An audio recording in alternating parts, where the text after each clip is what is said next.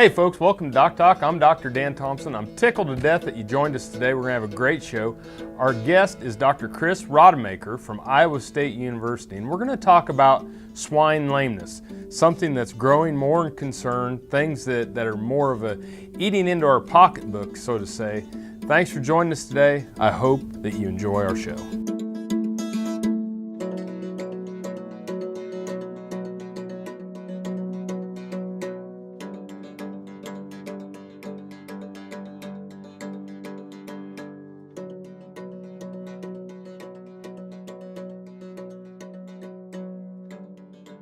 Closed captioning brought to you by Kansas Soybean Commission, the Soybean Checkoff, Progress, powered by Kansas farmers.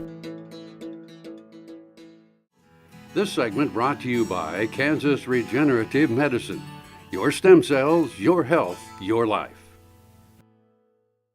Dr. Chris, welcome to the show. Thank you very much. I'm sure glad to be here. Folks, this is Dr. Chris Rademacher from Iowa State University's College of Veterinary Medicine, where he serves as the swine extension veterinarian, and you're also a senior clinician there at the veterinary school. That's correct. Well, to get you here on the show, I know you're busy, and what you do for the industry, we really appreciate you taking the time to come talk about this important issue. I sure appreciate being able to talk to people about it, because this really has become a really growing issue here in the swine industry over the past 15 to 20 years. Cool. And folks, what we're talking about is swine lameness. And you know, when we're setting up the show and queuing things up, you have a lot of experience, you know, working in the industry and being a practicing veterinarian in swine industries in Minnesota, well, all over the United States. And so this is something you have a firsthand knowledge of. Yeah, I think over the past 16 years, I practiced with a couple of large swine production companies, and really what we saw over the time is we saw more and more incidents of lameness both in the sow herds and in the grow finish herds as well. Sow herds, I think, as we've gotten to moving animals indoors and moving them towards artificial insemination, we probably haven't selected for as structurally sound animals as we would have in the past. And in the grow finish herds, we're taking pigs to a much heavier weight these days than what we used to do before, and there's obviously always disease concerns and challenges about how to formulate diets to keep the cost down that can potentially run into some situations as well. You bet. Well, let's go back to the breeding herd, and let's start out and we'll talk about the breeding herd, and you know, one of the things that you caught my attention is that, you know, the way we select and the way we manage it may have allowed us to be a little bit more permissive in laying some of these non-conforming animals into the herd. Yeah, I think artificial insemination really revolutionized breeding herd because it allowed us to put fewer boars in those environments and get our semen externally, which means that we could really breed sows and we could really start to select in on the sows that produced a lot of pigs and weaned a lot of pigs. And in the rules of genetics is whatever you select for one thing, you're selecting away from something else. We probably selected away from, because we weren't putting heavy boars on top of sows to do natural mating anymore, we would probably allow sows that in a normal natural production situation wouldn't even be in there because they couldn't support the weight of the boar. But over time, I think what happened then is those animals become lame really easily. They wind up going down and having to exit their herd too early. You bet. And then we talked a little bit too about that. Used to be we got our genetics from commercial operations, and now we're producing a little bit more of our own. Yep. That we're not as picky as the animals that we utilize. That's right. You know, back in the day when the swine industry was really expanding, everybody bought their genetics from an external supplier, and at that time, you certainly didn't want to risk the chance of putting all the money into this replacement gilt and then have the end customer reject it. Now today, you've got a situation where most of the producers are producing their own, so you're probably a little more permissive on what you let into the herd, and you're not maybe utilizing some of those skills of looking for really sound animals. You're just concerned that, hey, I've got a gilt here, she's got a vulva, she looks like she's got 4 legs, so let's go ahead and move her into. So the economies are always a little bit different depending on which side of the ledger you sit on. So I think that's exacerbated the problem as well. You bet. Well, let's take a break, and when we come back, more with Dr. Chris Rademacher. Here, you're watching Doc Talk. More after these messages.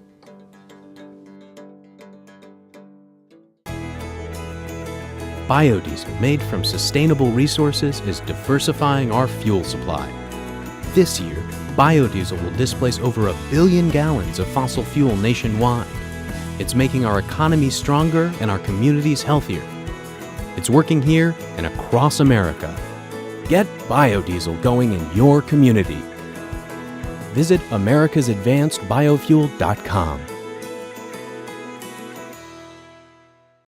Broadband has become as important to us as highways. That is why DocTalk is teaming up with NTCA, the Rural Broadband Association, and rural broadband companies like Blue Valley Telecommunications in fighting for quality broadband access through the program Smart Rural Communities. I don't think we have any idea what's coming in the future. I couldn't have imagined 5 years ago what we're doing today. So in 2 years, I would guess there's things we can't imagine that we're going to be doing. To learn more, visit ntca.org/smart or bluevalley.net. Valley Vet Supply is devoted to providing information and professional quality products at reasonable prices. Valley Vet Supply. DocTalk, brought to you by Santa Fe Trail Meats in Overbrook, or visit us online at sftmeats.com. Hey folks, welcome back to DocTalk. I'm Dr. Dan Thompson here with Dr. Chris Rademacher from Iowa State University's College of Veterinary Medicine, where he serves as the Swine Extension Veterinary Specialist, and he's also a senior clinician. Thanks for joining us today, and thanks for talking about swine lameness. And we left talking about the sows and the gilts, and let's jump into the grow finish area and talk a little bit about the lameness problems that we're seeing there. Yeah, I would say we probably also have seen an increase in lameness problems in the grow finish animals too. And I'm sure part of that is the genetic thing like we talked about before. We've selected for animals that are very prolific from a reproductive standpoint and ones that grow very fast, probably not as worried about the structural issues that maybe would go on with some of those situations. That's kind of like what the poultry industry, they went through it. Very similar. Yeah, absolutely. very similar types of ordeals. But the other thing is some of it we might have brought on a little bit on our own on these heavier outweights as well. Yep. I think because the industry is becoming so vertically integrated, what they're really seeing is, that big packing plant, it's a very expensive fixed cost. So the more pounds you put through it, that's how they kind of lower their costs. So what we've seen in our genetic, we probably selected for fast-growing animals that we can take to heavier weights. But I don't think what happens in all that genetic selection is we don't select for an animal that maybe has the musculoskeletal system to be able to support all that weight. And I think that can potentially create some of the lameness issues as well. You bet. And so are there I had two others here, and they kind of go hand in hand with production, but disease potential and nutrition. Yeah. Yep. As well. Yep. I'd say if we look at total lameness cases that have come into Iowa State over the last 7 to 8 years, there's probably been a really big spike in the last 3 to 4. There's probably been a couple of mycoplasma diseases that have been in the joints that maybe have always been there, but seems to be a couple of them have been exacerbated with some of the heavier weights, particularly Mycoplasma hyosinoviae, because a lot of those are secondary to some of these bone structure problems, problems with osteochondrosis, for example. Can potentiate some of that stuff. So we've seen a definite increase in those mycoplasma-related diseases. And the other thing that we've seen is some of these nutritional issues. And I think what happened, what really kind of changed that was the fact that they were able to engineer an enzyme called phytase, which the primary role of phytase is to get more phosphorus out of the phosphorus that goes into the diet. And what that allows for is obviously helping us to cheapen the diet. The problem is it's an enzyme. So if something happens to that enzyme during the process, it's not taking out as much phosphorus as what they hoped for. What happens is you get a calcium-phosphorus imbalance, and then sure enough what happens is you start to have bone structure issues, so you can start to see fractures and things like that, particularly with going to heavier weights are going to exacerbate that problem. Absolutely. And when we're even on a guy that's going out and buying one show pig, we've always looked at that conformation, and it seems like that conformation as a young pig, fast growth, heavier growth rates really can have an impact. Yep, it sure can. And the conformation thing too, you look at all the people that do the selection of the replacement animals, it used to be kids that grew up with animals, and unfortunately because of migration away from the farm in some rural communities, we don't have people with those kinds of backgrounds, so they maybe don't look at that as importantly as they're looking at, how many pigs did she have, or did her mother have, or things like that. Looking at the computer more than the pig. That's right, and the pig, exactly. All right, well, let's take a break. Folks, Dr. Chris Rademacher from Iowa State University's College of Veterinary Medicine. We'll be back with more Doc Talk after these messages.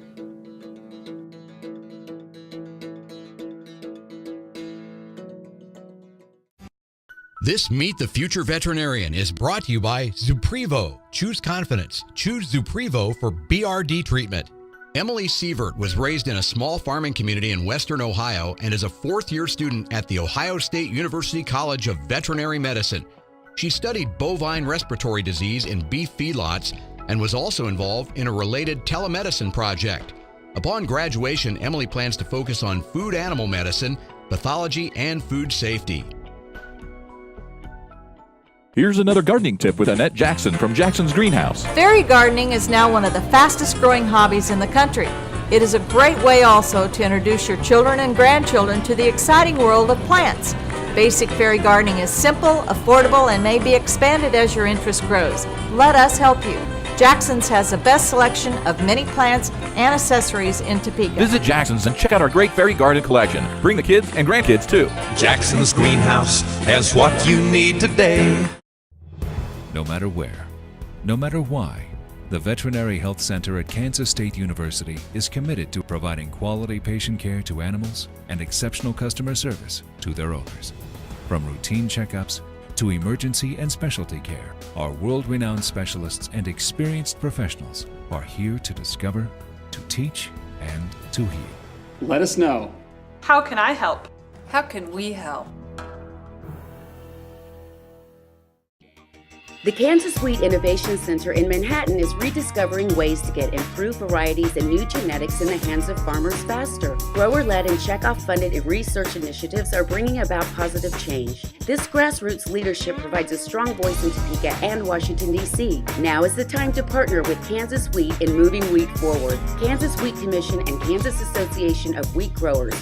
Farmers investing in their future and yours. Log on to rediscoverwheat.org. I'm Dr. Frank Lyons, a physician here at Kansas Regenerative Medicine Center. As one of the only standalone stem cell centers in the U.S., we use your stem cells as therapy for arthritis and some autoimmune diseases. I'm Dr. Andrew Pope. Here at Kansas Regenerative Medicine Center, utilizing the latest technology under strict protocols, we're able to harvest your stem cells from your own fat to treat a variety of medical conditions. The best part about it is, it's a same-day surgical procedure and requires no general anesthesia. When your living depends on agriculture, you can depend on KFRM 550 AM. If you're in the southwest three-fourths of Kansas or the northern half of Oklahoma, catch us at 550 AM on the radio dial. But if that isn't you, listen on your cell phone at TuneIn Radio or on your computer at KFRM.com. We promise to keep you informed, entertained, and company as you go through your day. KFRM 550 AM, the voice of the plains. We would like to join your management team. Soil is the life of a farm, and for 25 years, SureCrop Liquid Crop Nutrition has helped growers produce abundant quality crops while preserving and improving the soils they steward. SureCrop offers complete soil and plant analysis with cropping recommendations, delivery direct to your on-farm storage, and quality crop nutrition custom blended for your field. Choose SureCrop for the assurance of excellence for your soil. Call today or visit their website for more information. DocTalk, brought to you by the Kansas Soybean Commission. The Soybean Checkoff, progress powered by Kansas farmers. Folks, welcome back to DocTalk. Dr. Dan Thompson and Dr. Chris Rademacher. Dr. Chris is from Iowa State University, my alma mater, and he is the swine extension veterinarian up there and senior clinician. And we've been talking about lameness, and as we left, we're talking about grow finish, but let's go back to the sows, and let's talk about some of the ways that we can prevent this, because I know that ZenPro's done a lot of work on organic trace mineral, and you had some experience of that when you're in practice. Yeah. So let's start out with the nutrition. You bet. A lot of that we actually picked up. They've got a very healthy business in the dairy business where they're looking at, and I think the dairy guys have quantified really well the effect of foot health on milk production and on reproductive performance. And really, they kind of took the opinion of, well, why wouldn't sows be the same as cows? Right. And it's a good way to think about it. So we'd actually done a couple of studies looking at some of their organic trace minerals to see, hey, if we make foot health better, does that reduce some of that inflammation that can really become kind of the profit robber, because sows don't milk as well, they don't eat as well, they don't stay in the herd as long. And what happens is they're not going to be near as productive animals, and they're going to wind up sliding out of the herd much earlier either, as deaths or culls because they just can't stand up very well. And so when you start going to some of these organic trace minerals, you start seeing improved hoof structure and then also some performance. That's correct. We'd done a study where we saw that. We definitely saw the changes in the foot structure, and we measured them in a research barn, and it looked like we saw like 5% better retention rate for sows that would stay into the herd longer. We saw probably nearly a half a pound on weaning weight, and a lot of that was all mediated through sows ate better, they returned to breeding better, and then they just made heavier pigs. So it certainly looked like there was some impact to adding that organic trace mineral to the diets. And one of the other things is that y'all went back to looking at some of the conformation as well. Yeah, we were fortunate enough to have a consultant, Dean Compart, actually, an old purebred breeder from Minnesota for years, came out and evaluated one of our herds. And as we got walking through there, we looked at the call line, and here what we saw were animals that were in the call, sows to be culled, but they were in there for a number of sorts of reasons, but they all had pretty poor conformation. Then we went to the part of the barn that had the oldest sows in there, and they're kind of some rougher looking old sows, but their conformation was absolutely perfect. And we didn't select it that way. Those animals self-selected out over time. They stayed in the herd longer because they had good conformation. So that's really been kind of a lesson learned to say we need to go back to really starting to look at some of this conformation, the foot conformation, when we're doing selection for replacement animals. And I think it was, when you made the comment that when we're selecting for one trait, we're deselecting for another. Yeah.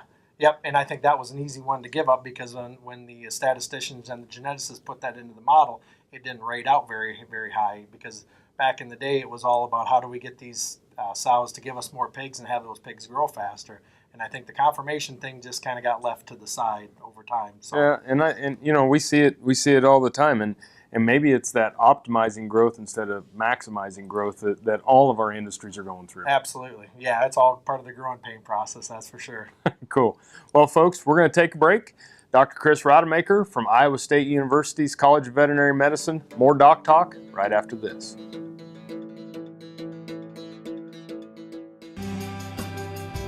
The BQA Tip of the Day, sponsored by Beringer Engelheim Vetmedica, Inc. Hello folks, this is Dr. Nels Lindberg with Animal Medical Center and Production Animal Consultation. This is your BQA Tip of the Day. It's a nice beautiful springtime.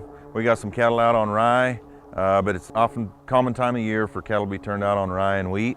One thing we often have a problem with this time of year is bloat. These cattle develop a frothy bloat out on rye. It can be a very challenging situation to deal with. We have many different products we can use, bloat guard blocks. We can actually feed them some extra feed to offset the effects of bloat, but oftentimes one of the biggest factors in it is simply the stocking density rate. We can oftentimes control our frothy bloats just by increasing our numbers out on the rye or wheat. That may not be an option, but if it is, stocking density is the biggest factor in reducing those bloats. Other than that, fall back on your products and visit with your local veterinarian. Thank you.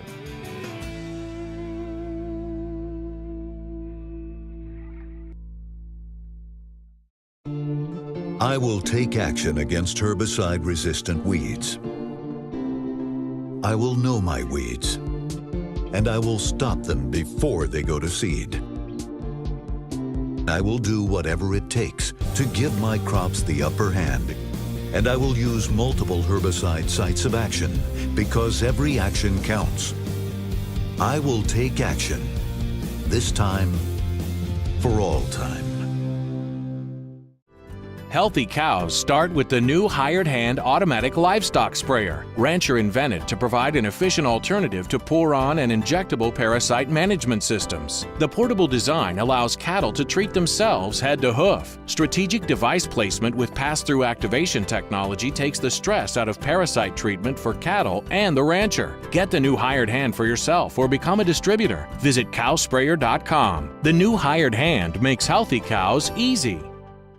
Kansas Farm Bureau, the voice of agriculture, represents grassroots agriculture. The state's largest and most powerful farm organization stands up for its members through leadership development, agriculture education, legal defense, environmental advocacy, farm safety, and risk management. Members also enjoy money-saving benefits. To join our organization today or to learn more, go to www.kfb.org or find us on Facebook and Twitter. Buying a car shouldn't be this hard. And at Brown Chevrolet Buick in Wamego, it isn't. It's actually awesome. Whether you want a new or used car or truck, Toby's team can make the deal. Even if you want to custom order a new car or truck, Toby's team can make the deal. See Toby's team at Brown Chevrolet Buick in Wamego. We're awesome. Here's another gardening tip with Annette Jackson from Jackson's Greenhouse. Fresh herbs are healthy and add zest to almost every recipe. The folks at Jackson's grow more than 50 varieties of herbs right here, and many are available year-round. Our staff has hands-on experience and can't wait to assist you with your herb needs. Stop in and see us at Jackson's. We're open 7 days a week. Topeka's largest selection of homegrown herbs is at Jackson's Greenhouse, with 4-inch pots starting at just $3.79. Jackson's Greenhouse has what you need today. Kansas Farm Bureau, the voice of agriculture. To join today or for more information, go to kfb.org or find us on Facebook and Twitter. Folks, welcome back to DocTalk. Dr. Dan Thompson here with Dr. Chris Rademacher. And Dr. Chris is from Iowa State University, where he serves as the swine extension veterinarian and senior clinician at the College of Veterinary Medicine. And we're talking about swine lameness.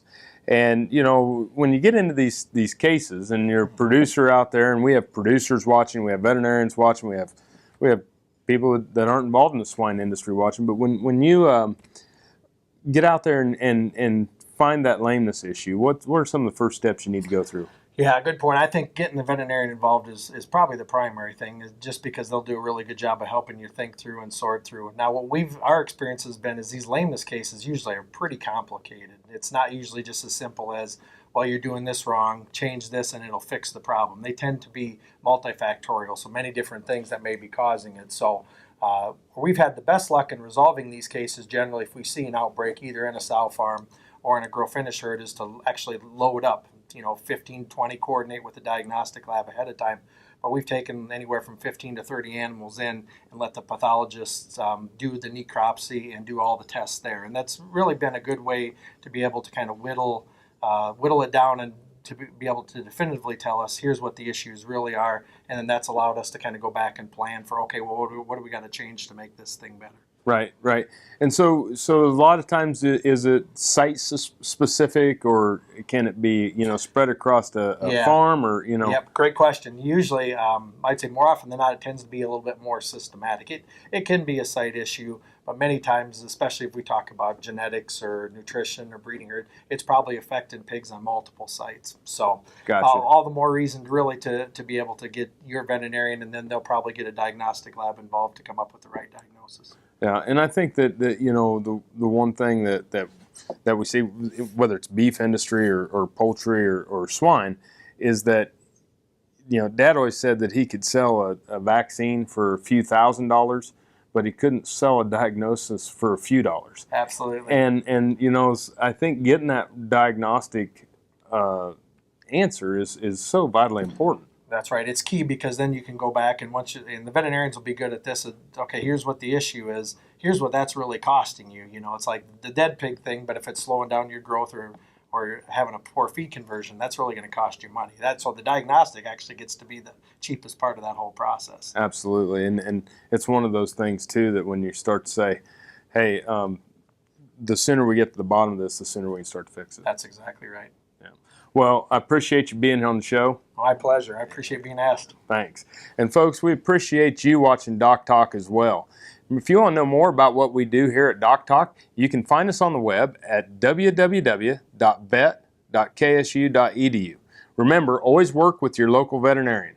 Thanks for watching DocTalk today. I'm Dr. Dan Thompson, and I'll see you down the road.